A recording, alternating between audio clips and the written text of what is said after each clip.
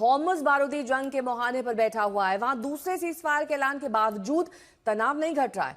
आज तड़के ट्रंप ने ईरान के साथ एक तरफा सीजफायर का ऐलान तो कर दिया। उधर हॉर्मुज़ में ईरान के आईआरजीसी ने एक और जहाज पर गोलीबारी कर अपने इरादे साफ बता दिए हैं। सांकेतिक रूप से बता दिया कि सीजफायर भले ही हो जाए, लेकिन वो हॉर्मुज़ पर अपना नियंत्रण नहीं छोड़ेगा। आखिरकार हॉर्मुज़ में तनाव कब घटेगा?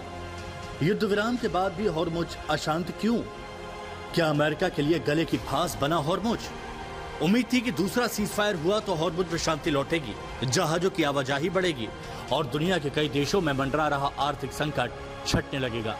लेकिन ट्रंप के एक तरफा सीजफायर के ऐलान से कुछ घंटे बाद ही हॉर्मुज़ में कुछ ऐसा हुआ है जिसकी उम्मीद किसी को नहीं रही होगी। ब्रिटेन के मैरीटाइम ट्रेड ऑपरेशन ने बताया है कि आज ओमान से 15 समुद्री मील उत्तर पूर्व में हुई एक घटना की रिपोर्ट मिली। उसके मुताबिक एक कंटेनर जहाज के कैप्टन ने खबर दी है कि जहाज के पास आईआरजीसी के एक गन बोट ने आने की कोशिश की। यूकेएमटीओ के मुताबिक जहाज पर गोलीबारी की गई और इस फायरिंग में जहाज को नुकसान पहुंचा। यूकेएमटीओ ये भी बताता है कि हमले में सभी कर्मचारी सुरक्षित हैं। हॉर्मुज़ में जहाज पर हमले की खबर ट्रंप के सीजफायर के ऐलान के बाद आई।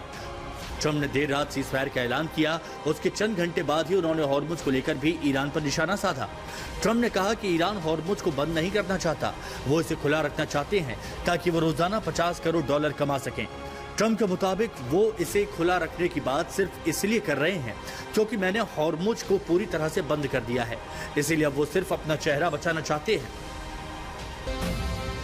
हॉर्मुज़ को लेकर अमेरिका की अपनी दलील है, ईरान के अपने दावे हैं, लेकिन इन दोनों देशों ने अब तक अपने रुख में बदलाव नहीं किया और ऐसे में हॉर्मुज़ संकट का भविष्य खतरे से खाली नहीं दिख रहा। तो हमें समझना जरूरी है कि स्ट्रेट ऑफ हॉर्मुज़ एक प्रेशर टैक्टिक है दोनों साइड्स की तरफ से। मसला तो है वो जो है वो यूरेनियम एनरिचमेंट का है, वो न्यूक्लियर वेपन्स का है, वो आईसीबीएम्स का है। I think that is the main important part.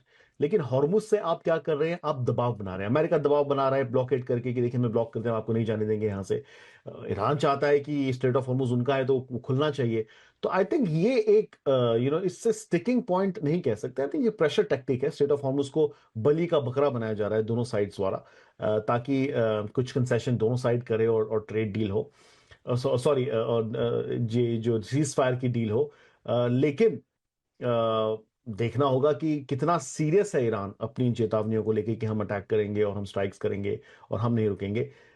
हालांकि समझा ये भी जा रहा था कि दोनों साइड्स ये भी बात कर रहे थे कि हम टोल चार्ज कर सकते हैं, इसलिए मैंने जिक्र किया ट्रेड का। देखना होगा, will have to wait and watch. But strait of Hormuz एक बहुत जबरदस्त आई थिंक एक फ्लैश पॉइंट स्लैश एक प्रेशर टैक्टिक है दोनों साइड्स जिसे यूज कर रहे हैं अपनी अपनी बात कहने के लिए और नेगोशिएट करने के लिए। ईरान साफ साफ ऐलान करता रहा है कि वो हॉर्मुज़ से अपना कंट्रोल नहीं छोड़ेगा।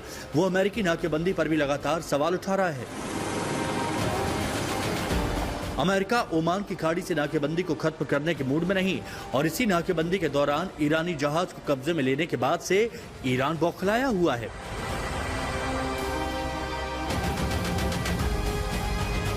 वो लगातार हॉर्मुज़ में अपनी स्थिति मजबूत होने का हवाला दे रहा है और चेतावनी दे रहा है कि हॉर्मुज़ पर आग उठाई तो तबाही मचेगी।